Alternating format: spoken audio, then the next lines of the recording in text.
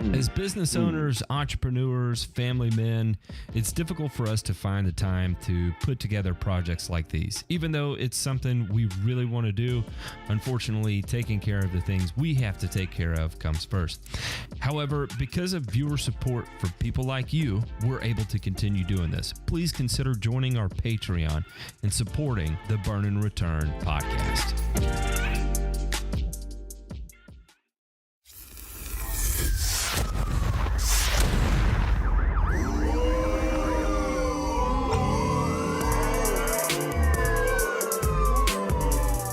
You're listening to Burn and Return, a weekly 1-hour podcast covering news from the agricultural and turfgrass industries.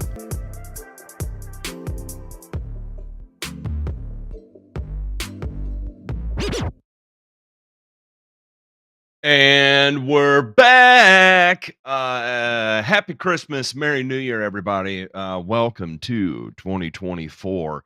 It is Burn and Return. If this is your first episode you're tuning into, might I welcome you aboard the this is not your typical lawn care show. If you think you're going to tune into this and you're going to get just the folksy tip, stories, to tell you about how humic acid is going to save your life and your health, boy, you dialed into the wrong one. I'm going to tell you right now.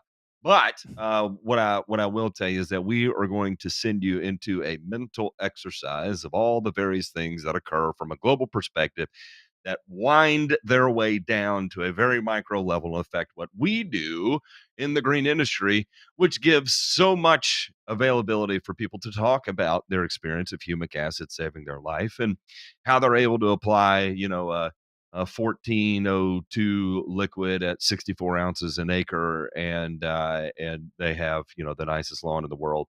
Why gypsum continually remediates their clay soil according to their opinion. And then we'll probably laugh at them, make fun of them, and then we'll all put our arms around each other and say, "Man, I am so miserable. I feel really good putting other people down." That is the show that we call Burn and Return. That latter part I kind of made up, but anyway, I digress. My name is Matt. Sometimes I go by the Grass Factor. Alongside me, we have Ryan DeMay and we have Ray Ito. But this is a crazy thing. Between the three of us, we don't have like 1 or 2 or 3 decades of experience.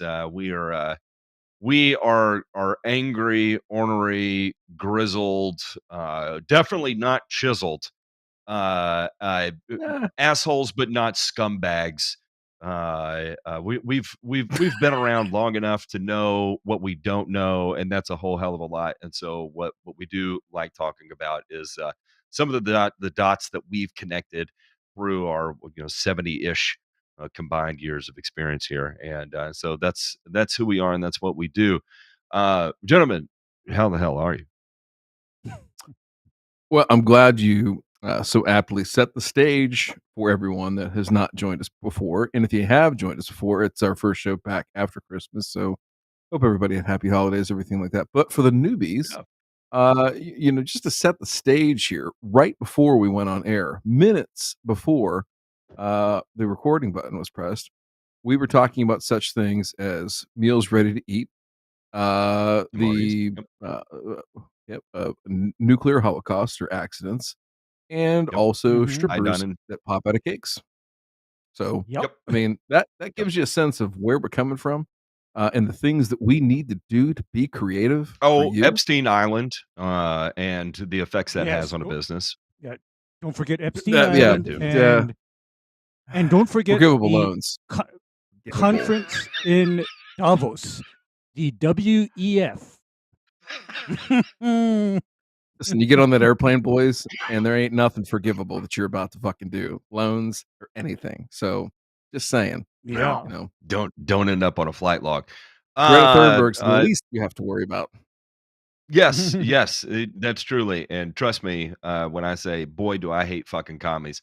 Anyway, we will go ahead and jump into this. Let's check out this week's headlines.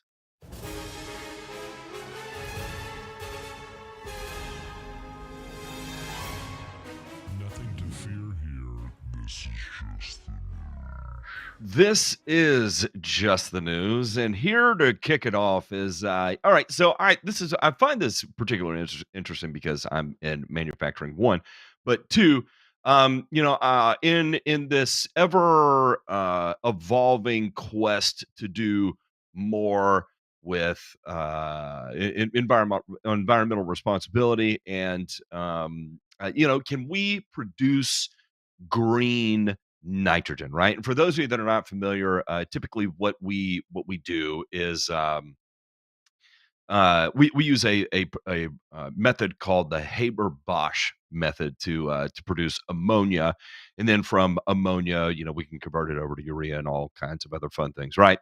And so anyway, the idea there is that can we develop a new technology to produce ammonia by isolating hydrogen, by splitting, like, say, for example, a water molecule that's going to have two atoms of hydrogen bonded with one atom of oxygen, right? And therefore use that ammonia, use that green hydrogen to actually produce ammonia. And if I recall correctly, the ammonia is NH3, Ray? Yes, it is, sir. It's NH3. So to Absolutely. move from green hydrogen to ammonia, really the only thing you're lacking there is the nitrogen aspect of it. And I'll be damn if we don't have an atmosphere that's made up of 70% nitrogen. So isn't that right? Isn't it something like 70% of our atmosphere or even 78%. higher? It is 80. 78? 78. 80%. About 80%, give or take, Matt. So Uh-huh. I'm familiar with this So not process too via bad. which I'm familiar with this alternate process whereby you pass high density current through the air and that produces nitrogen oxides. I'm familiar with an alternate process. However, that alternate process is very energy intensive because we're talking about thousands of volts of electricity and the yield is not high. So what have you got for us that does better than that? And that's just it, right? We don't know, and I think that's up for the spin. I know there's a lot of these green ammonia projects out there. I know one is kicking off in Terre Haute, Indiana, and here we have two in North Dakota that are competing for a $125 million forgivable loan. And that would be issued from the state-owned Bank of North Dakota and would be forgiven once the project is finished. So, the government is investing in you and owning you. So, it is what it is. But, the types of people that like to get into these projects are different anyway. Because we were talking about projects that are, multi-billion dollars in order to get up to scale here. Now, when we think about it, why would North Dakota want this kind of plant? Well, number one is North Dakota is major, major, major ag country, right? Wheat and durum, there's even going to be some short, 70-ish a day corn that's grown there. I mean, the majority of the state is all ag, right? Well, trucking fertilizer from, say, Oklahoma up there is not an easy drive, especially when you consider how much of the year they have under snow or ice, because it's effectively an extension of Canada, right? It's very, very cold there for a large part of the year, and when it's hot, it's hot. And in trucking, right, you get your best lanes that when you ship to somewhere, you have something coming out, right? And if you're delivering fertilizer up there, sometimes those trucks can run grain out, but a lot of times grain processing is going to occur pretty close to where the farming takes place. So you're not going to have trucks going back to Oklahoma with freight on board. Therefore, trucking all that material in there is an incredibly expensive thing. So if they could be more hyper local with their production, more domestic production, it would be a big incentive for farmers, right? And it would help them out in a big way. So they have this $125 million forgivable loan, right, that is being issued by the government. God, that gives me the heebie-jeebies. But Here we have Prairie Horizon, which is a JV between Marathon Petroleum and TC Energy. And they are looking for a clean hydrogen development project. And I took a look into this, and as of right now, they are hoping that they will be done with their investment raising by Q2 of 2025. Right, we're Q1 of 2024 right now, so we're talking about Q2 of 2025. And it could be upwards of $2.2 billion. They would also start construction then. They expect full commercial operation in Q1 of 2029. And this would be a big ass project. We're talking about 400,000 tons of ammonia a year, right? That is a big boy kind of project there, right? Then the other one is the number one wind farm electricity producer there is Spiritwood, right? And they have the Spiritwood Energy Complex.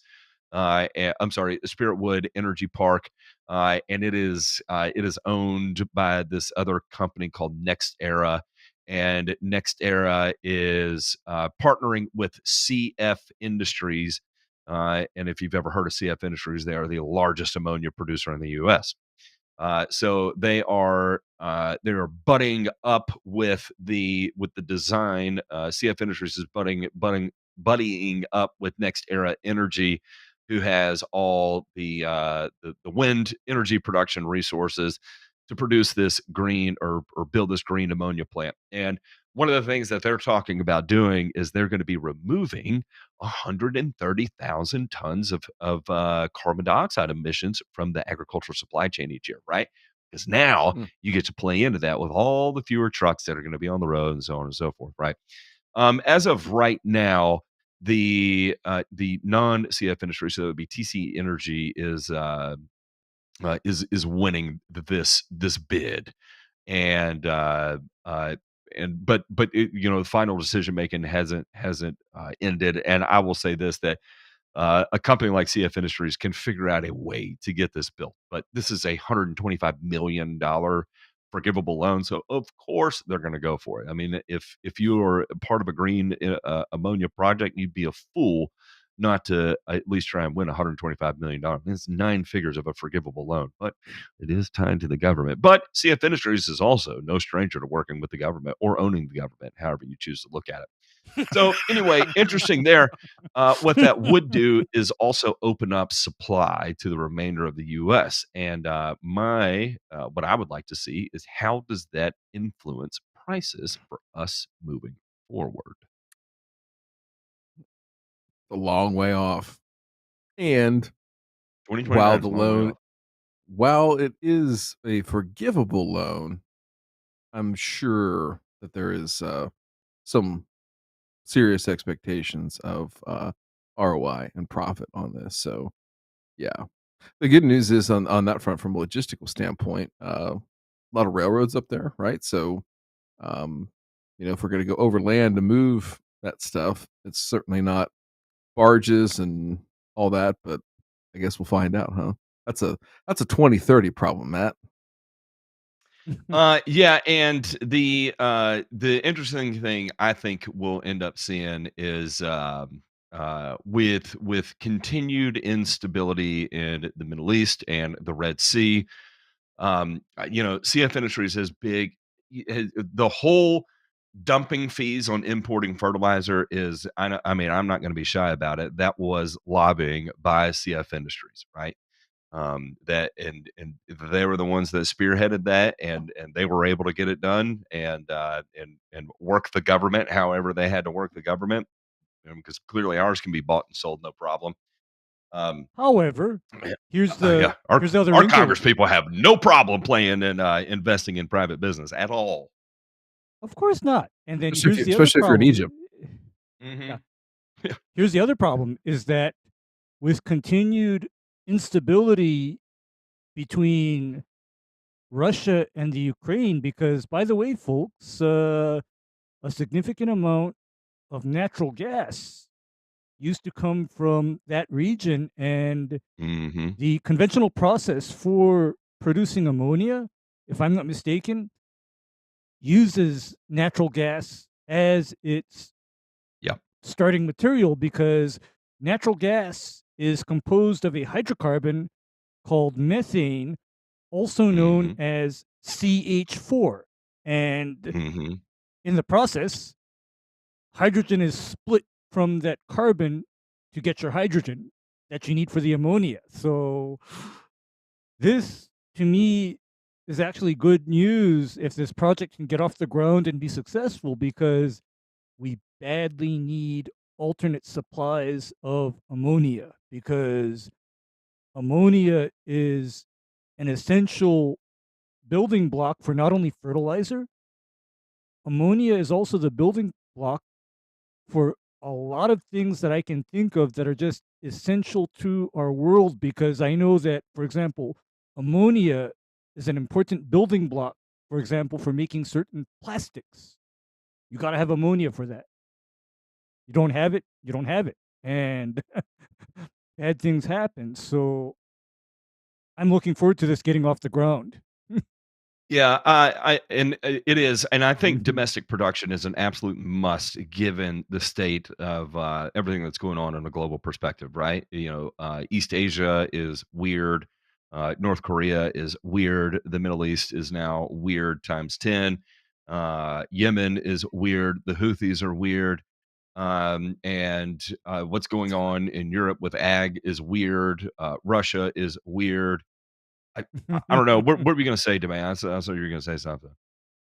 No, I was just gonna say that, just as we've focused so hard since, the 70s on energy independence, we've not really done a great job on some of the raw materials, some of the other things that are commodity and energy related that have a massive impact, on our society at large, on our gross domestic product, on everything, right, that we do. And I think you're gonna see maybe more stuff like this. I don't know if it's going to be government funded with these, forgivable loans, but you could start to make the case here soon if things continue to devolve. And we don't like to be alarmist, but at the same time, if you kind of read the writing Yeah, on the real wall, it might be a good time from an interest of national security to maybe bring some of this stuff in house.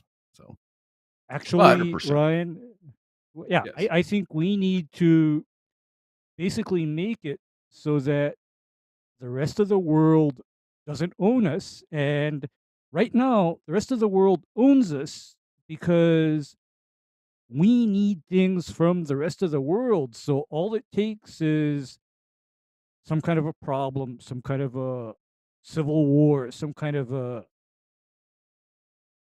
hostile takeover or whatever, and our supply of essential materials is gone. And likewise, when we are dependent on these other places for raw materials and commodities, what can happen is that is what I call compromat. Mm. And what compromat is those countries have something on us. They have control. They have the power. Uh, Speaking of compromat, boy, the farmers in Europe right now are great segue. not happy at all. In France, demonstrations are going absolutely AWOL. And look, this is just a continued um uh, uh devolving of what started. I guess where did we first see it was like the Netherlands or something, and it's just kind of Denmark, yeah. moved throughout the rest of the EU. Yo, didn't Ireland we went see through this their own first? set of Didn't we protests. first see this in Indonesia, though? Didn't we first see this in Yeah, Sri yeah, Lanka? We Oh first saw yeah. yeah. this in Sri Lanka because the government tried to do something for the greater good that totally blew up and went wrong. And the same thing is happening in Europe because, okay, Matt, Ryan, Hmm. are you two brave enough to go to a farmer in, say, Germany or France and tell them, okay, get rid of your cows, get rid of your chickens. We're not going to do any more meat, milk, or eggs. It's over. We're going organic, vegan. All that is shut down. And that is the essence of what is happening in Europe. And the way that the government has tried to sell it, of course, is we are doing this for the greater good. We are doing this to save the planet. And in order for us to save the planet, we're going to have it so that a significant portion of the population drops dead due to malnutrition. Yeah, I think if no one listened to Javier Milei at the WEF, I highly recommend you listen to it. I mean, I think he put it out pretty plainly and easy to digest. And again, it's specific to France here. The farmers are the campaign is called "We're Walking on Our Heads," right? And they are really pissed because the government is increasing taxes specific to tractor fuel imports. Low-cost imports are going to be taxed. Water storage now is a no-go. Increased restrictions and red tape and that's going to be related to a number of cows and all the other shit. Romania is starting to kick off. Germany went real balls to the wall on this as well too. And again, what's interesting about this is that it's watching all this happen. The way the population is responding is one way, right? But then the other way that it's being phrased in the news is that this is all a far right issue. This is there. It's a far right warning, and I couldn't agree with that less. Right, keeping the government out of restricting cattle and fertilizer purchases, increasing taxes on farm fuel. I don't think that's a far right thing. And in fact, a lot of people I know on the left that are sane would be like, yeah, that's weird. Why do they want to take a stricter control on that, right? And I think even a lot of the insanity. Granted, I get it. I think there should be a portion of everyone that maintains a certain level of respect and care and desire to do better for the world as a whole. But at the same time, what ends up happening is, and where did I'm just going to read this real quick. We're not going to throw it up on the screen, but people are talking about in in the next 23 years, 200 million climate refugees will be roaming the world. Half of all species on Earth will be extinct. And by the year 2100, Australia, Africa, and the United States will be uninhabitable due to the climate. I think even most people on the left hear that and are like, that's strong, right? Right? That's a bit much. And I don't know. It's weird to see how this gets politicized as a left versus right thing when in reality it just strikes pretty strongly as like, are we sure that's the best approach? Can we revisit this? Can we see some data on it? Can we see what this looks like in 10 years, 20 years? What do your forecasts look like with this kind of enacting? And they're like, oh, trust us. We have smart people working on it. Remember, that was one of the quotes we read in one of the articles. It was like, no. Mm-hmm. You don't need to worry about that. Trust us. We have the smartest people available to work on this. That is not encouraging to anybody. Definitely not to a farmer who wants things in a very black and white, cut and dry kind of way. If you input this, you output that. That's the whole name of the game of crop Of harvesting, agriculture, right? yeah. I Yeah, put that's in agriculture. 300 pounds of urea, or 300 pounds of nitrogen, I get 250 bushel an acre of corn. Heaven forbid the appropriate amount of rain stands up, right? Input, output, input, output. And so when you approach them and you say, nah, man, no, that was cool, but trust us, we got smart people working on it. I don't think you're going to win a lot of favorable opinions that way. You're going to piss people off and they're going to start piling up hay around the city and shooting manure at doors of government buildings and coating Mhm. government officials in shit from head to toe. And in my opinion, Yeah, I think that's the appropriate response. Just my opinion. yeah. Matt, and the fact of the matter is that here's my question now. What does the supposed left actually live on? I mean, I gotta ask that. And the reason why I gotta ask that is because in their world, everybody is reduced to basically eating garbage. No more meat, no more milk, no more eggs. We're all gonna eat shit. I mean, what do these supposed climate activists suggest we do? Because, by the way, they're vegan, plant based alternatives to traditional foods.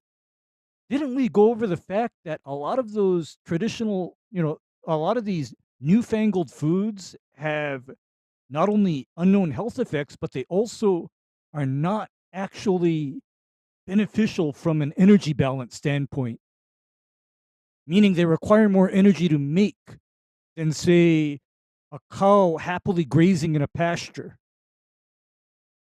I mean, didn't we go over that, Matt? I mean, that's Mhm. because you see, I'm thinking in terms of what has worked for us over millennia. What has actually worked and what has actually been done such that we've been able to build ourselves up to this level of prosperity and abundance for all. I mean, what have we done that has worked? And we sure as hell have not gotten here by saying, okay, guys, all the chickens, all the cows, all the sheep, all that gotta go. You know, we didn't Ryan, get there by doing you're that. no, Ryan, you're a voice of reason here, right? And you're certainly cool water to our boiling pot. And I want to phrase it to you this way too, right? Like I get weird when I see in multiple articles when I was researching this and trying to better grasp my brain around it. It's always the same.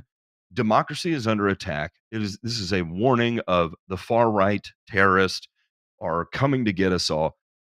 Is do you think that's actual reality, or do you think that there is a concerted effort, whether it's intentional or not, by media to stoke so much fear into the other side that they drop these nuggets in there that if you support these farmers, therefore you are a far right wing nutbag? All right, And, so and I it, think it's it, a it, chick. it stokes fear.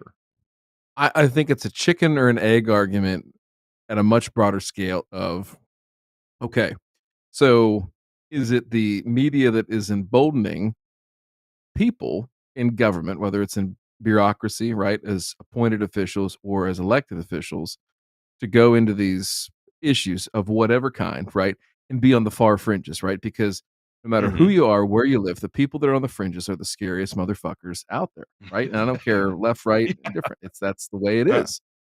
So has the media driven and emboldened more of these people to say, you know what, I can do that. I'm going to run. And has it caused more of the people that are sensible, that are willing to compromise and see both sides and will say, hey, you know what, maybe this is the sensible way to go. Maybe, we've got to figure out some ways to reduce, greenhouse gas emissions, things like that. But maybe we ought not to go down the whole, food security web before we get to some other things that might be more low hanging fruit.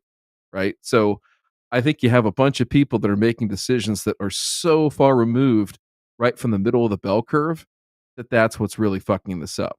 And again, is it that those people have felt emboldened because of the media, or is it that these people have just kind of risen up and now maybe the media is making mention like, hey, there's some fucking dipshits in here, and this is all they're saying is that there's nothing good in the middle. It's all either this side's right and everybody else is wrong, or vice versa, and we're all fucked. So You know, I think that Telly, I think Telly has a perfect example of that, and it shows how also how fluid this all is, right? Telly said, if you drive a Tesla, you're a left tree hugger, but I'm just trying to save on gas. Do you no, Telly, actually, you're a right-wing terrorist now because Tesla is owned by Elon Musk.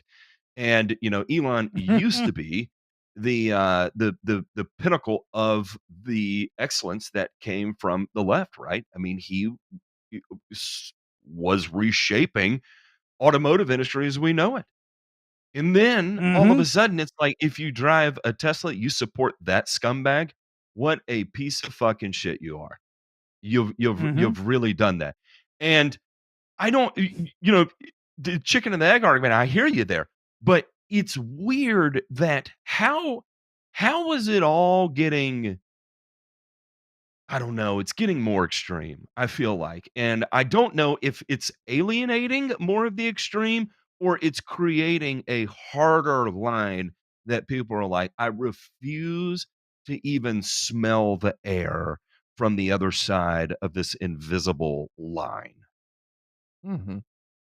No, and I think about this, and it's not just this issue, but it's in general, right? I don't know how it's gonna get back to people that have good sense, good morals, good principles, and will say, "Hey, I understand that shit's not right, but let's work together and try to figure out, a sensible solution." So, uh, governance is not easy, but it should not be this exceedingly fucking difficult, right now in any country on earth. But Well, and it Guys, except for maybe it's China, where they're committing genocide on a daily basis, but that's a whole nother yeah. topic. You know, it's wh- Sorry, just eating what my I organs. yeah what I'm seeing is essentially what has happened is one side has saw fit to just take things to one extreme, and they've silenced the other side, and there's like absolutely no middle ground, no compromise, no sitting down and saying, okay, how do we do this and do this in a way that causes minimal disruption to society? How do we do this so that people don't have to die? I mean, I don't see that anymore. I mean, what I see nowadays is, oh, we have to save the earth, and fuck it if a third of the population has to die for this. We're going to do it. I mean, You I know, love the active campaigns that are anti-natalists, which is a whole thing that I did not know as a community that exists. And their whole mission is to make sure people stop having children because they have determined that it's morally and ethically bankrupt to have children, to bring them into the world with the current state it's in and the amount of resources it takes to take a child. And the fact that we've already depleted the world of so many resources that you are, in I fact, morally wrong for and it's not one or two, it is millions of okay, people that You are know what okay. part that's of this you know Here's movement. that the that you know what that's actually called? That organization? Psychopathy, borderline No, personality disorder, it's called the cluster Worldwide B. Anal Sex Association. but That's here's the there's a interesting thing about the there's a private school joke in there antinatalists. somewhere. Okay, the antinatalists are also the very people that are practicing or imposing scarcity on others. Don't fucking tell me about how the world is running out of shit when you people are the very ones saying, okay, no more oil, no more this, no more that, everybody starve. I mean, they Listen, are the cause of the fucking problem. Ray, I think you missed the point there. I think he said no more oil. All I heard him say was no more oral. But I think these people would also be in favor of oral too. You can't get pregnant that way either. The good news Yeah. is that they're not going to procreate, so hopefully their shitty ideas just die within a generation or so. All right, so also on our show, if this is your first time tuning in, we have a segment that we call Joe Knows Turf, and we call it Joe Knows Turf because it was an old play on a guy who worked for a company, and his name was Bo, and Bo was real big into the Facebook groups, and one time he was arguing about how to fix soil, generally by using the word balance. He's like, the soil just needs more balance. And I got into a tit for tat argument with him when I said, how do you define balance? And he never could provide an adequate definition of balance. There's a lot of him hawing around. And so I talked about it very publicly on radio. I did radio show at the time. And he wrote into my radio boss and told him that I was a drunk, that I hated the police. I think at one point is what he said, that I was anti-police, yeah, and that I needed to be kicked off the air. And I didn't drink and do that radio show once. Anyway, it was interesting. So I decided to make a whole segment called Bo Knows Turf. And then when we started this gig here and moving into the Thirsty Thursday and the Burn and Return podcast, we changed it to Joe in remembrance of who was once the organic lawn warrior, only to figure out and go through the 5 stages of grief that what he was doing was not organic at all, not even remotely, but he had been sold it that it was, and he bought into it hook, line, and sinker to the same degree that people align themselves with cults, right? So after realizing that he was part of the Church of Scientology, he had to go through a decommissioning, and he never did quite recover from that psychologically, and so we played into that with our own segment called Joe Knows Turf. So we'll go ahead and hit the sounder, and Ryan, take us into this week's episode of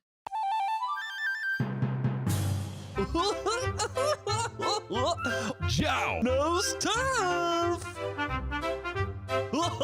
Hi, I'm Joe. I'm gonna give you a bunch of accurate turf facts today because Joe knows turf.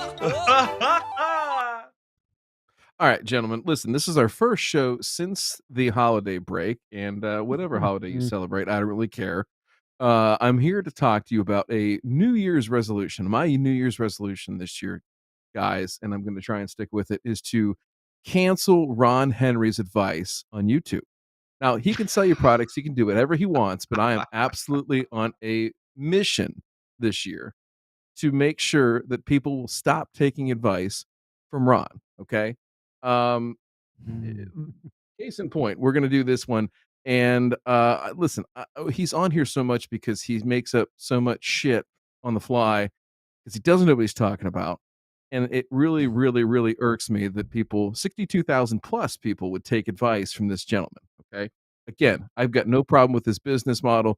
He can sell whatever he wants, but you need to check yourself before you wreck yourself. So let's go ahead and watch this video. And then again, for our newbies, we will take apart, some claims that are made in these videos or these social media posts, and then we'll kind of walk back through some of the science a little bit, so you don't make the same mistake, and you just don't say, well, hey, don't do that. We'll give you a little bit of the why behind it. So, J Pink, without further ado, let's play this short from Ron Henry. Lots of dandelion and thistle right now. Prodiamine doesn't protect against broadleaf. Should I spray Celsius? Yeah, so prodiamine does protect against broadleaf weeds, but it's only before they start growing, Ignacio. If you're trying to control dandelions, yes, you can absolutely use Celsius for that. Celsius, this, and surfactant. Let me use the right camera. So Celsius and surfactant, this combination will knock out dandelions. Prodiamine does have control against dandelions, but you have to have it in the soil prior to it germinating. So once it starts growing, in other words, by the time you see it, prodiamine is not going to really be effective anymore. That's when you have to turn to these guys. If that makes sense. So it does work. You just have to make sure you have the pre-emergent in the soil prior to the dandelions showing up. And if you're going to use what's he say here? Celsius, use surfactant with it for best results. Okay. So there's several claims here that I want to make sure we unpack and talk about here. First of all, identifying the weed that you are trying to target is of the utmost importance. All right. Here, this gentleman has identified dandelion. Okay.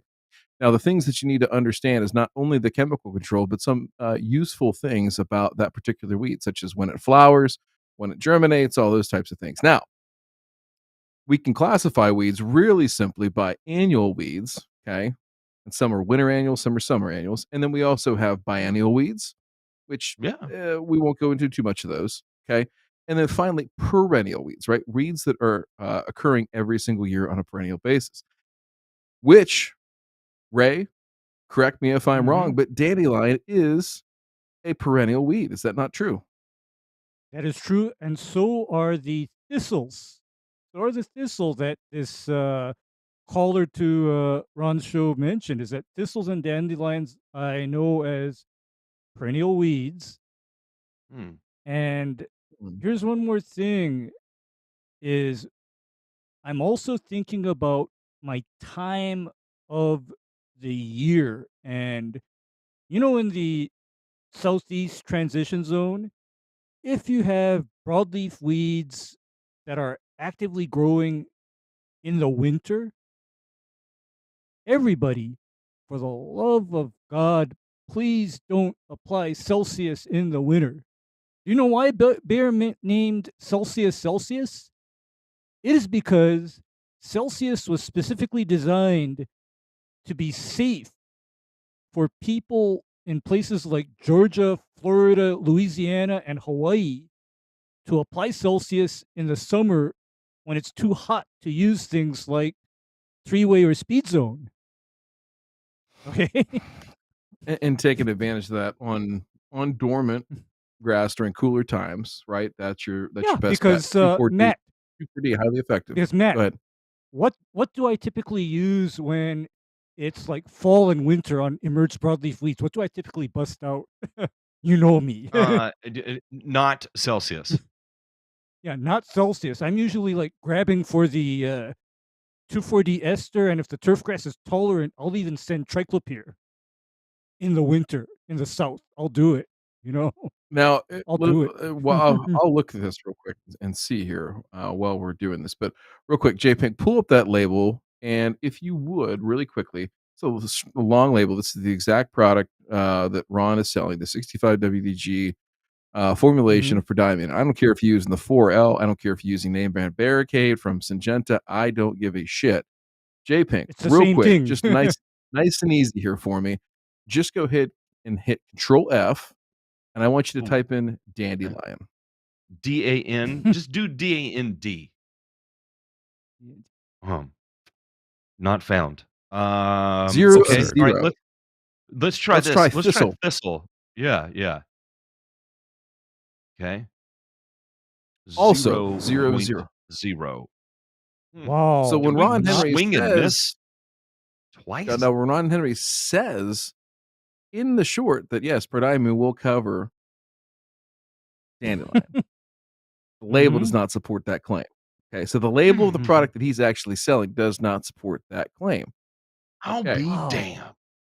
I will be too. Darn. So again, we're trying to control a perennial weed with a pre-emergent herbicide. Okay. And to say that this can't be done is not entirely true. It's just the product that he sells does not actually exist, or this weed is not controlled by the product out here. Now, JPink, let's go ahead and look at this article that I linked up here. This is a study that was done back in the mid 80s through the early 90s, published in 1991 here. Okay, and if we scroll down here, it's just an abridged version of the article. And basically, what they said is they used dithiopyr, which is known as Dimension on the market here as a trade name. Okay, and they actually had pretty good results in terms of controlling it with, again, a liquid apply. This is not pre-emergent granules. Okay, and you can get dithiopyr in a water dispersible granule as well. You can get it liquid form too. They did see control with this. So if you were going to use a pre-emergent herbicide and try to target and get some activity on dandelion, you could, in theory, use dithiopyr. So this does exist, okay, but not on prodiamine. Hang on, Ryan, because I'm reading this article further, and BAS 514, I know that product. That is also known as quinclorac. And, okay, quinclorac is well known for control of crabgrass and foxtail. However, to me, it has a special place in my heart because I know quinclorac as one of the most effective controls for wild violet and clover. Remember Eric's yard where I dropped that fucking 2,4-D and quinclorac bomb on it to take out his clover and wild violet. Exceptionally strong on that. So yeah, the point here is go ahead. Okay, and so what this study is talking about is what happens when you combine Diop and quinclorac as an application as part of a weed management program, and what they saw was rather effective control. But that effective control, I think I can attribute a lot to the quinclorac, because quinclorac shares characteristics with auxin-type herbicides, which include things like 2,4-D and triclopyr. So this is what's actually happening, is that the quinclorac is starting to go after some of the broadleaf weeds. Mm-hmm. Yeah. So quinclorac is so starting real to quick here, take out. it is. Now, listen. So we talked about properly identifying the weed. We talked about understanding its life cycle, which is important too, in terms of choosing pre versus post in certain situations. Okay. Finally, we've determined that it's likely best that we control dandelion with the post-emergent spray because more options, right?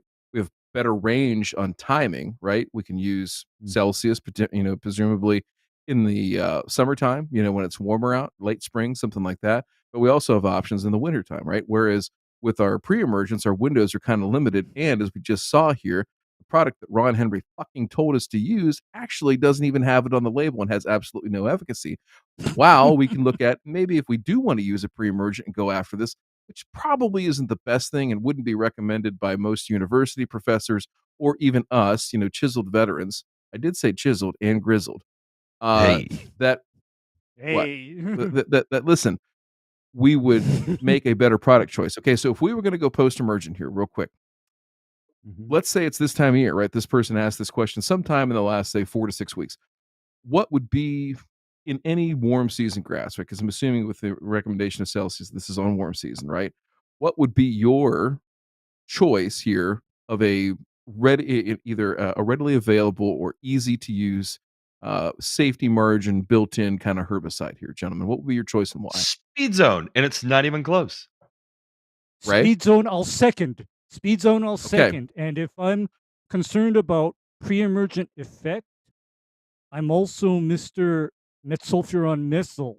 And when I'm looking at Be another high great one broadleaf on weed, warm season grass. no, when I'm looking at high broadleaf weed pressure, I do this little cocktail where I have label rate of Speed Zone plus a 1/4 ounce of MSM per acre in the tank. Done. All right, so I'm smoking some shit. JPEG, go ahead and pull that last link up for me if you would, please. We're going to go to the Golf Course Lawn Store, okay, which is owned and operated by Ron Henry. Again, having this stuff on the website to sell, I have no problem with it. Telling people what to use. This is what I have a big fucking problem. Can you guys look across there as we scroll down, and do we see Speed Zone or Trimec or any other type of 3-way herbicide? Forget about the... Keep going. I don't see it yet. No. Okay, let's go ahead and click number Page 2 2, here. We're going to go to please. page Thank 2. you. I see spectacle flow. Oh, There's now look Triad. right there. Triad.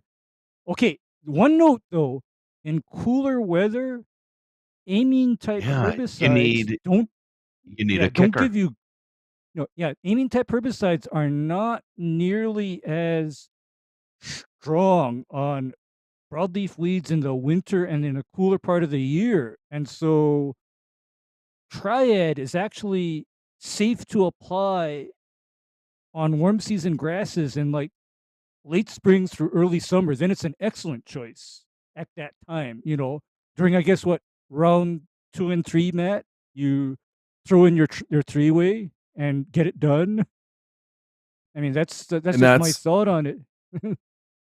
And so in this particular case, right, we have a product that would work, but why the Celsius? And the only thing I can surmise from this, gentleman, is that Ron genuinely doesn't know. So the moral of the story here, gentlemen, is if you go to the doctor and he writes his own prescriptions from his own pharmacy, be wary, but be especially wary if he's actually not a fucking doctor to begin with. Ron, have a nice night. Man, that was great. Let's check out this week's burns. I'm gonna fly through this. We have a hard stop coming up, so we're gonna be pretty quick. Lawn care monster, why not Q4? your cost to return on results gosh. ratio there is not even in the wheelhouse. Quinclorac, sulfentrazone, and then some three-way product, and that is not worth it. A Speed Zone Southern is a fraction of the price and will give you the exact same degree of efficacy. So yeah, you're burning cash at that point to get the exact same result. Also, This week's burns. no quinclorac on Centipede or St. Augustine unless your intent is to remove the St. Augustine or Centipede as well. So Speed Zone Southern is the safe choice, right, Matt? Yep, the choice. safest that you could probably go with. Yeah. Guess what's coming up this year, boys? Not one, but two different broods of cicadas are emerging on their 13 and 17-year cycle. The last time this happened was 1803.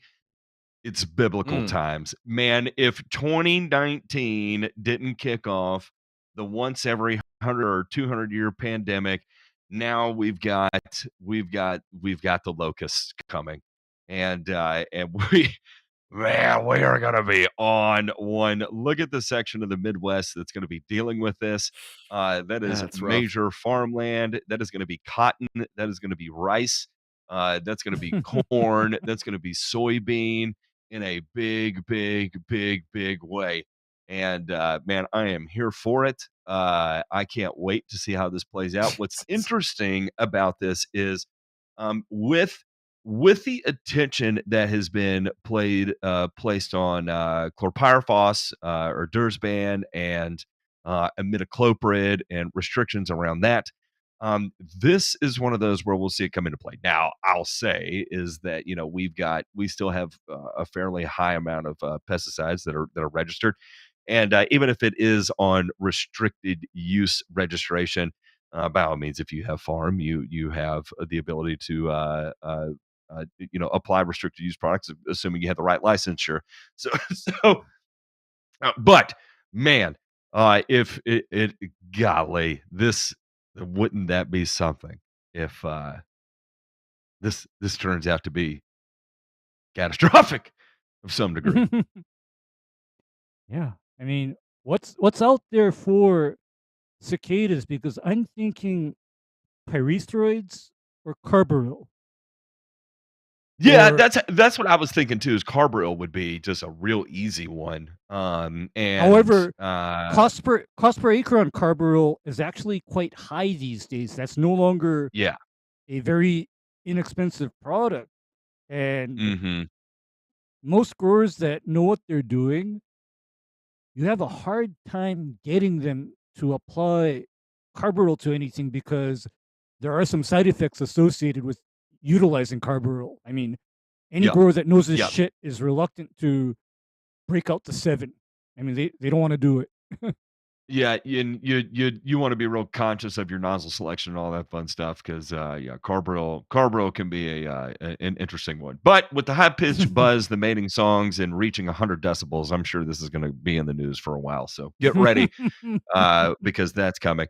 Homeowners had a major problem doing a small lawn renovation. This is, of course, in Ask Portland and the subreddit No Lawns. And so here's the issue. They have a top layer of soil that had been scraped back, and the space for a foundation started being dug, leaving a square section of dirt sticking up. Embedded in the sides of that section are tattered scraps of landscape fabric, holes in it. And this is a major problem that needs to be dealt with. This is the dumbest thing that has ever been put in print. And the headline on this, look, Mrs. Laurel Stell here, Laurel Stell. I don't even know how to say your name. Sweetheart, if you have identified this as a major problem, I'm going to go ahead and warn you right now that you know what? Need to get out into the world for and I know what she needs to do. Guys, it's simple. She needs to go to golfcourselawnsstore.com and just get enough Miramichi to fill that hole. Yes. Yes. Anyway, I'm not going to say reach out. Which might be all that's left before the impending doom. Everyone should be incredibly kind and write to her and say, "Sweetheart, I promise that's not." Don't call her sweetheart. If she's in Portland, Oh, you will be chastised for that. You just say, yeah, I was going to say ma'am pastel. next, but you can't say that either. Pastel. Yeah, don't say ma'am. There are actual real issues in even the United States, even in your own city, that would warrant the word major issue. And finding landscape fabric is not one of them. It's nowhere on the list. The next one here is, do you remember that whole thing about herbicide drift we've been dealing with? It turns out they are experimenting with using charcoal as a barrier against herbicide drift. Interesting. I wonder how that could work. Well, for those of you that don't know, herbicide drift is when you use poor nozzle, poor pressure, poor timing, basically violating a lot of the 4Rs. And when you make your pesticide application, it moves off target, right? So you're trying to spray a field that is full of weeds, and then it ends up taking out 100 acres of neighborhood on the Mhm. outside of your field instead of the 100 acres you sprayed because of your mismanagement of your pesticide application. That would be considered drift, right? It moves off target, it kills non-target pests. And so, anyways, one of the things they are looking at is using activated charcoal. Activated charcoal is an effective way at absorbing. So it would be chemically absorbing, right? So AD, to chemically bond to things and render them effectively inert, right? So, for instance, if you are spraying a field that has a dicamba tolerant crop, and next to it is you have a bunch of dicamba sensitive crops, it turns out maybe making a an application of that intolerant crop with an activated charcoal application may indeed help them survive it, right? So interesting there. I'll be curious to see how that works out. Now, here's kind of the it's kind of the gig on that. Activated carbon is not cheap. Okay. When you Mm. produce it, you're using a lot of pressure and steam in order to build that internal structure to allow this to have the effect that it does. So, it sounds super easy and all that fun stuff, but as far as implementing it in a cost effective way is going to be a bit more difficult to do. So, this might, though, for the capitalist non-commies here, we'll see this as an opportunity to how do we increase the efficiency to drive down the production costs related to activated carbon. Pretty interesting there. I'll be curious to see how that ends up working out over the next 5 years or so. And then on this week's returns, we'll go ahead and hit the sounder on that. I'm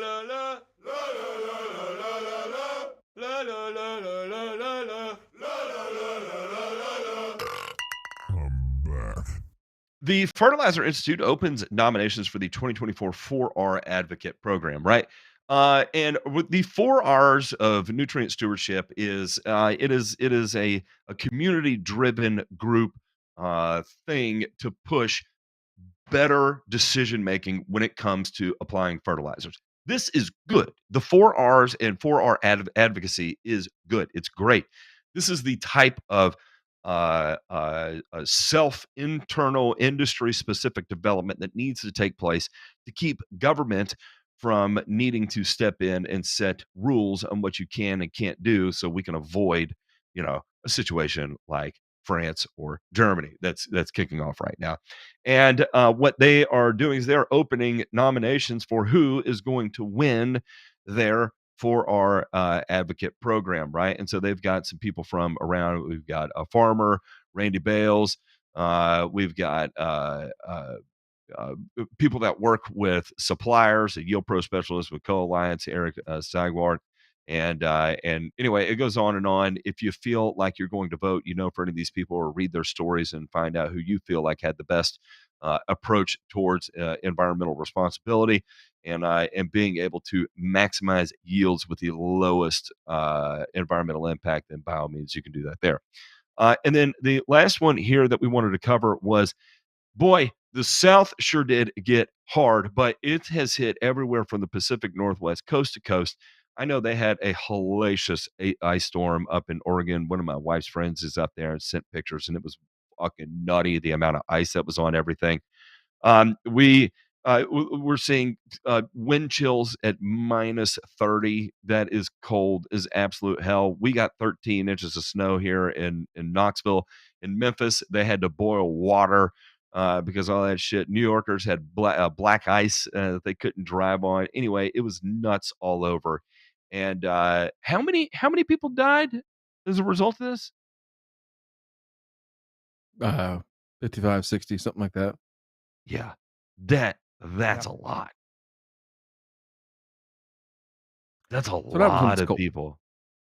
It is.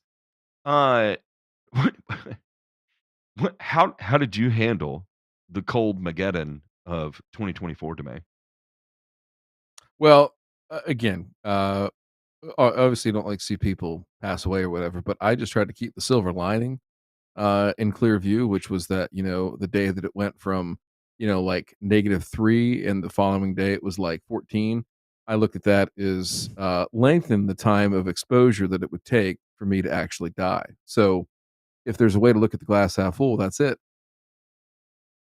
I just did nothing but complain. Your optimism, I wish I would have had more of, because I think I was trying to convince myself that it was okay to die now. It was weird. It was a weird thing. I was in a strange You headspace, didn't, but not quite you in did the it for same yourself. headspace as Ron Henry, who's recommending Celsius in cold weather because Ron can't read, which is going to be our segment of the night. So I want to go ahead and give DeMay an award right now for his in-depth research into finding us the best content possible for Joe Knows Turf with our Ron Can't Read segment. Thank you, Ryan. You did a stand-up job as You always. did it yet again, Ryan. You did it. I mean, Mm.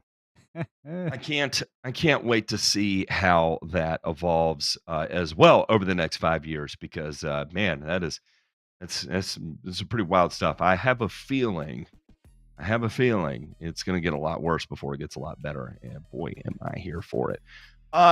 Anyway, if you're into this kind of thing and you like what we talk about, you can hang out with us before the show. You can join our private community full of people who have one interest alone, and that is being better and learning more. That's two interests, I guess, but they kind of go hand in hand, right? And you can do that over at patreon.com/burn and return. It is full of people who genuinely have one desire, and it is to learn more. And by proxy of learning more, they all become better people. I learn from them, they learn from us, and it's a beautiful thing. And we, I don't know where I would be, honest to God, without it. It's my sounding board, it's my release from work, it's my creativity flow from work, it's my physical fitness, it's my relationships.